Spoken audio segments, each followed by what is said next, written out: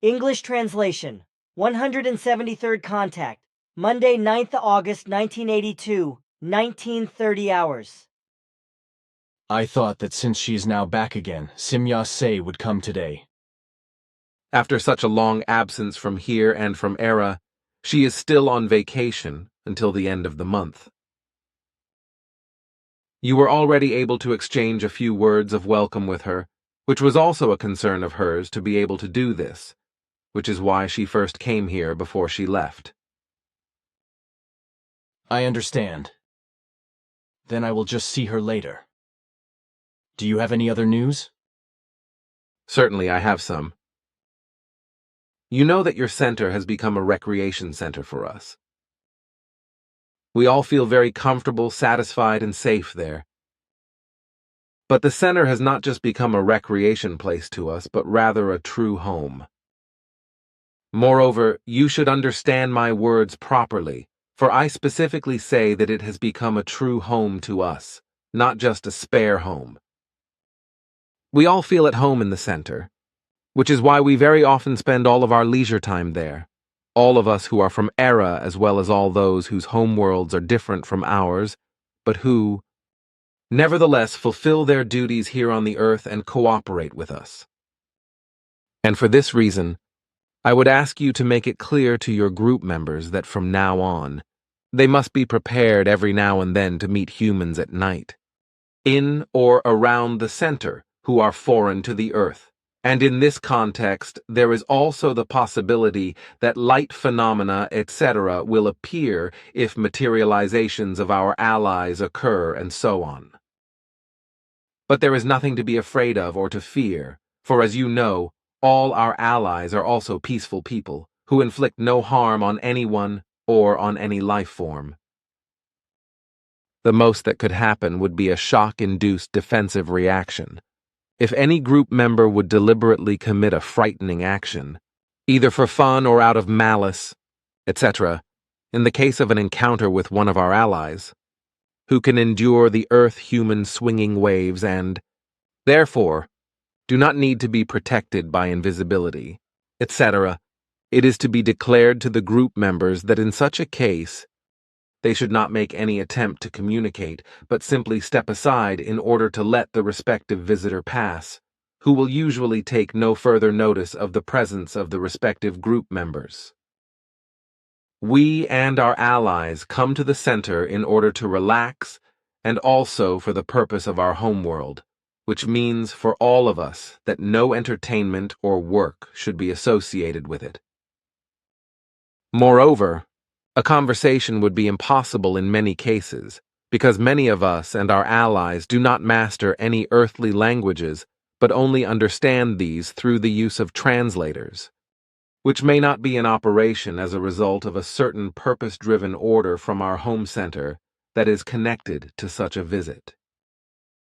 Thus, every difficulty can be avoided if on the part of the group members, no attempts of contact are made, neither through any attempts of communication, nor through any attempts of physical contact. This must be made completely clear to the group members because such attempts could be misinterpreted, by which means there could be a defensive reaction which, under certain circumstances, would produce rather unpleasant consequences for that particular group member. If he or she would be struck by a paralysis-swinging wave or by the force of a stun gun, such things finding their use among our various allies during a fright reaction. So it is fitting that neither attempts of address nor attempts of physical contact take place if there is an encounter, whether the outer appearance of the respective visitor appears to be so very human, according to Earth's sense, or whether it appears to be completely foreign to the Earth.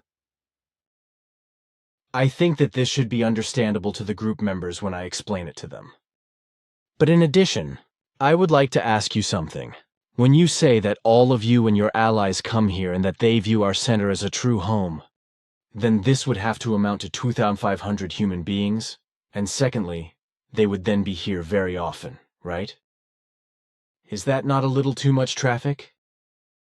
It may be that every night they will be visiting among you because, in truth, the entire number of visitors to the center amounts to 2,862 life forms. But in general, it will be such that they move cautiously, so as not to meet the group members directly. Nevertheless, chance encounters, etc., can hardly be avoided. In addition, you must be very certain that there is order around the edifices and on the paths and roads, and that no materials of any kind stand about or are lying around, as has often been the case and which has already repeatedly led to small accidents, even with us. That is a right amount of human beings, man, oh man. And if you speak of all, then that means that actually everyone comes, thus the small elves, just as also the largest ones, the middle grade ones, the luminous ones, the ones with luminous eyes, and all others. That is of correctness. The largest of our allies, Andron, is 5 meters and 26 centimeters tall according to earthly measures, and then there is Danel under him, who is 2 meters and 48 centimeters tall. The smallest ones are around 70 centimeters tall, and then there are those whose eyes illuminate very brightly, and whose eyes are on the upper forehead of the skull.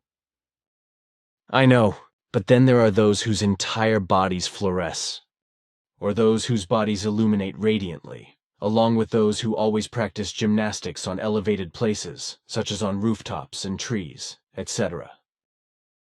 That is of correctness, but in addition to these, there are still other variously formed life forms, but they are all of human genus and species.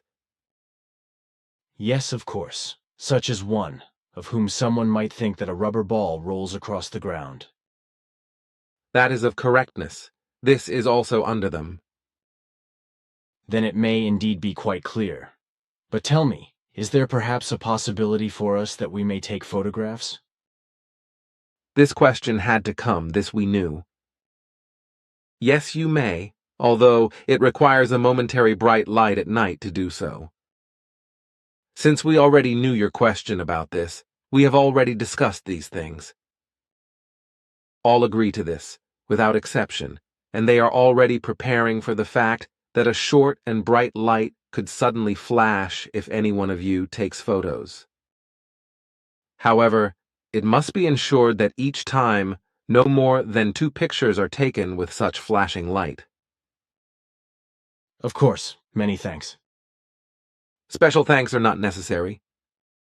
Furthermore, I would still like to tell you that I will re-examine your financial needs until the end of this month, because when I recently devoted myself to these concerns, I made the observation that several things need to be redefined, especially in reference to the contributions for the meals and for the various related services of those who do some of the work for those who work outside of the center.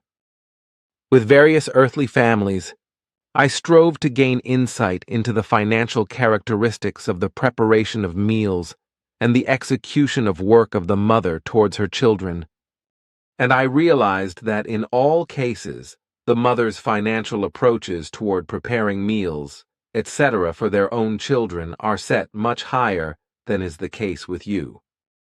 For board and dress, as well as product maintenance, etc., these cost 250 francs per month, while mothers spend an average of 500 francs in their families toward their children, but this usually does not even cover the costs for the mothers themselves. Having been made aware of this fact, I calculated the average monthly expenditure of the individual group members, according to which I came up with an amount of 670 francs. This is the reason for the fact that starting from the 1st of September, the respective monthly contribution must be changed to at least 360 francs for meals, etc., and 40 francs for the necessary work regarding laundry, etc. Overall, the amount should be fixed at 400 francs per month, and this amount is still 270 francs below the actual costs. In reference to the monthly financial contributions for the center and the mission, from now on, it must be arranged that the basic contribution for each group member is fixed at a minimum of 150 francs. For married couples, if both belong to the core group, each partner is to contribute 150 francs per month, so that together at least 300 francs are provided. The minimum contribution for unmarried group members should also be newly fixed at a minimum of 250 francs per month.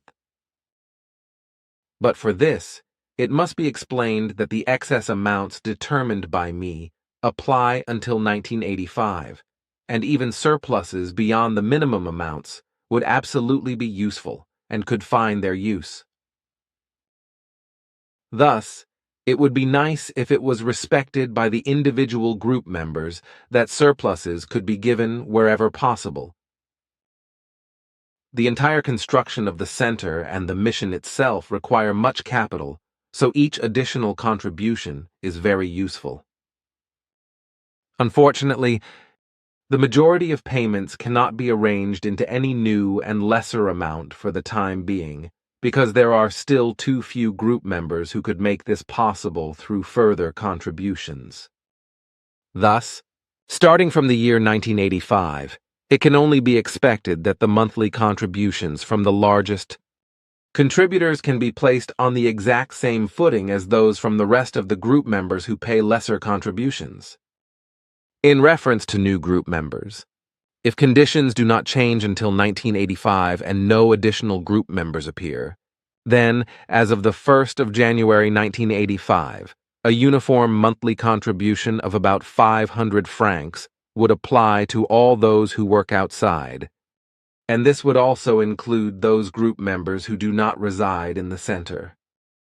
Basically, the center and, thus, the group will require a regular monthly amount of 7,500 francs as of the 1st of January 1985, but if possible, this should be provided by decidedly more group members than are present today, so that the individuals would have to give smaller amounts.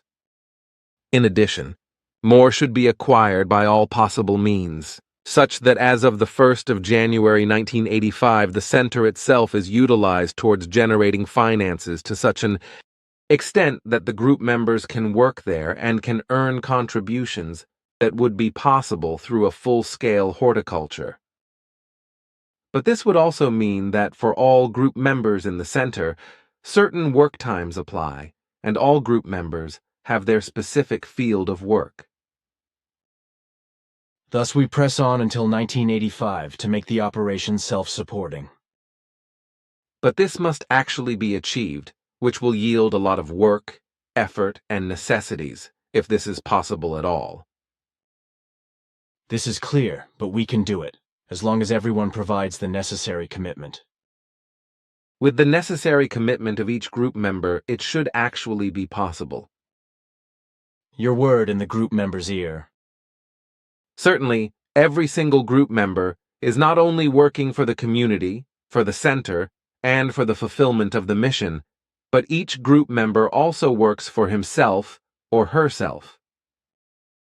One day, it should be possible that each core group member will have a firm and almost free residence and home in the center, even if it presently cannot be the case. But in the coming time, it can be made possible, and this time, it can be reached much faster than each group member is able to imagine in his or her thoughts.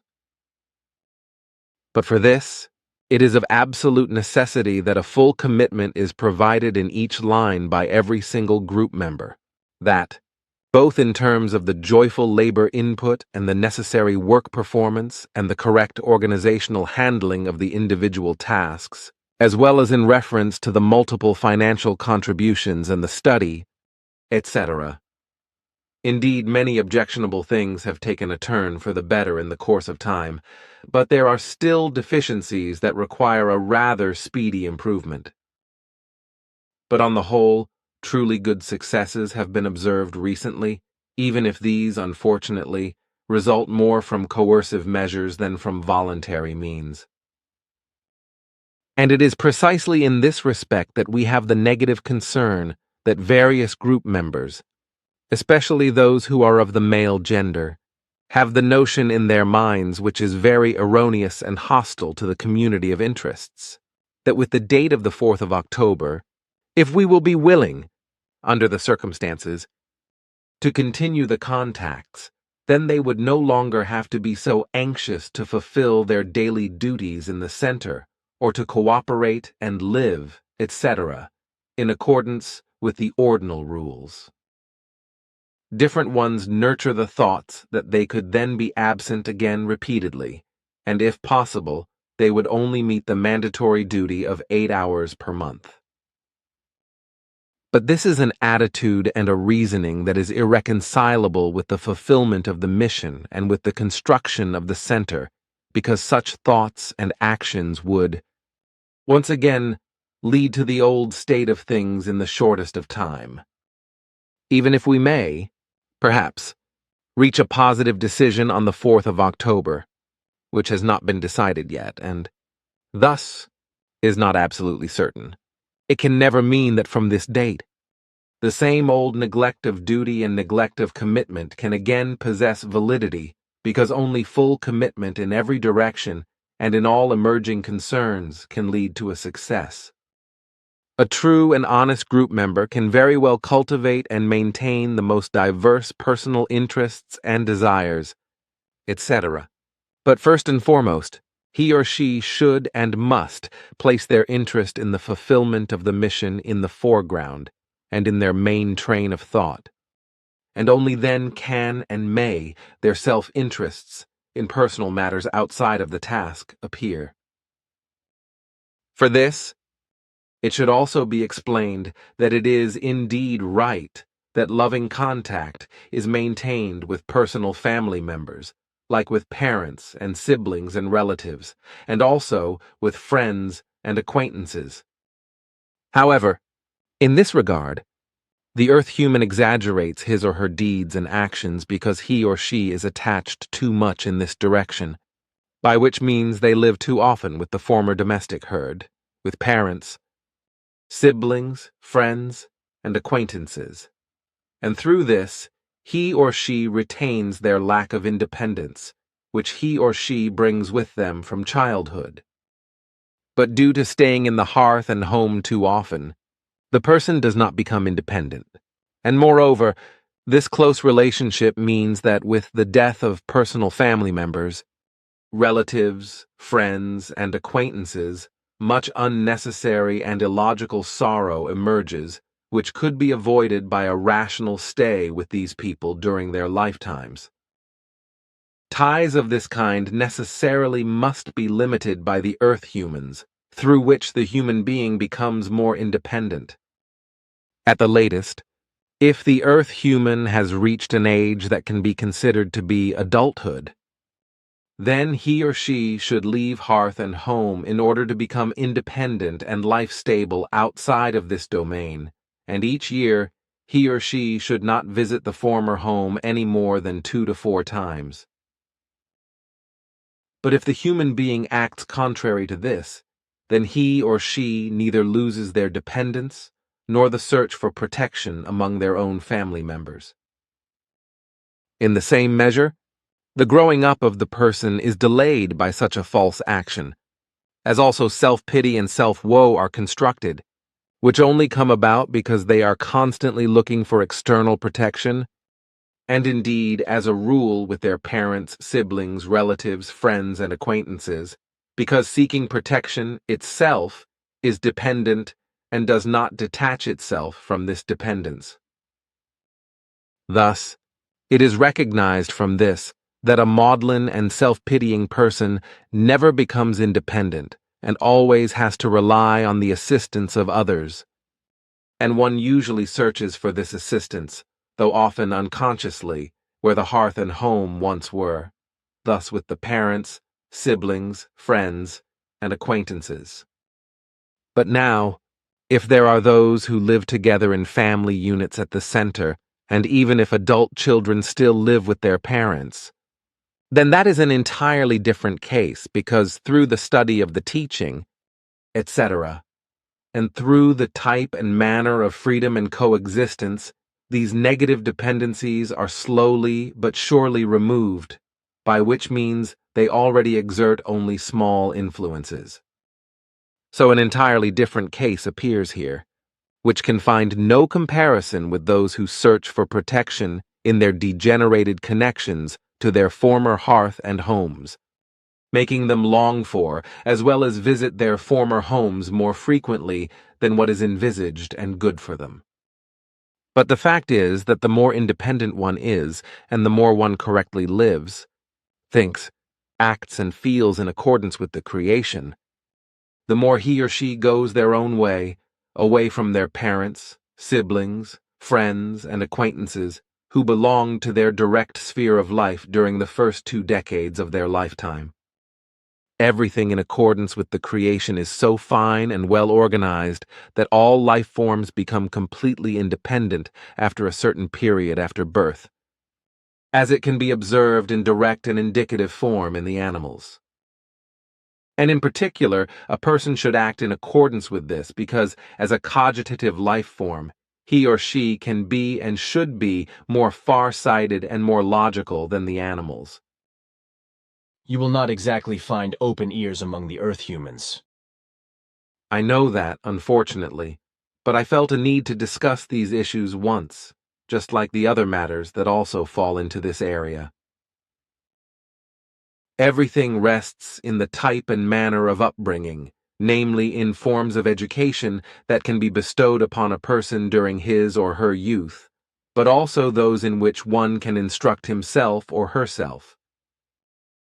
The less a human life form practices absolutely necessary self-education and only indulges in educational forms that are assigned to him or her by his or her parents, etc., during his or her period of youthful growth, the more dependent this life form remains or becomes. If a life form is given an education from the outside, such as through parents, etc., then after and during this upbringing, self-education is necessary in the same proportion as if no outside education was given at all. But now, if a person omits this self-education, which is often the rule with the Earth humans, unfortunately, then the human being, in his or her entire lifestyle and quality of life, resembles exactly that which is in accordance with the outside education received.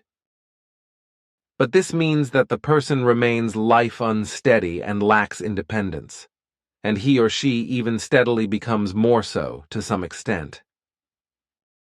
Then, the necessary self-awareness and insights are missing, through which the person is not able to control their own sorrows and invading pains of all kinds, and they cannot bear them, whereby they fall into whining and self-suffering, which you call self-pity. If the person, in his or her youth, leaves hearth and home under such circumstances, then they also remain shy outside of their former home, being caught up in all of the instilled dependence that controls them if they do not immediately take their self-education to hand in order to shape their own lifestyle in accordance with their truth. But the possibility of experiencing one's self-education is already destroyed by this if a youth leaves home in order to marry and then starts their own family, without previously allowing the necessary time for their self-education to be bestowed.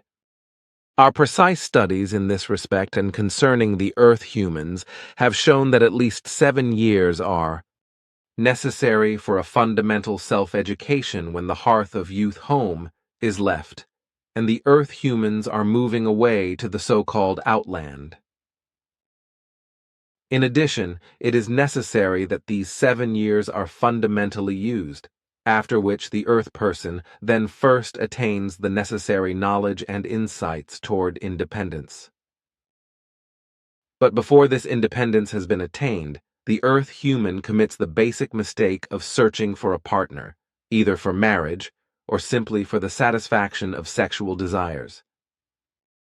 This, then, usually leads to the fact that relations received in such a manner are neither permanent nor are correct, and that as a result of this, offspring originate who neither enter into the world at the right time and according to destiny, nor are able to shape their lives to become independent and to live and evolve in accordance with the truth.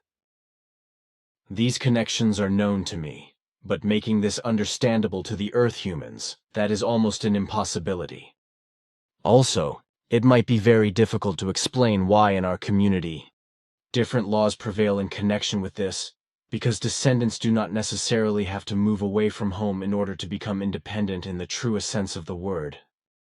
I know, but the truth of this is simply that in your community, the true truth is presented and is pursued slowly but surely, whereby the necessary changes take place there, and the human being reaches independence, even if this takes a long time. Nevertheless, it is necessary for every single group member, and for every single descendant member, that, in accordance with the teaching, they incorporate themselves into this voluntarily and knowingly, and then begin to live accordingly. This then will automatically lead to success, which cannot fail. Interestingly enough, it must be emphasized that it is not the females of the group who have to take the more difficult path of evolution in this connection, but rather the males.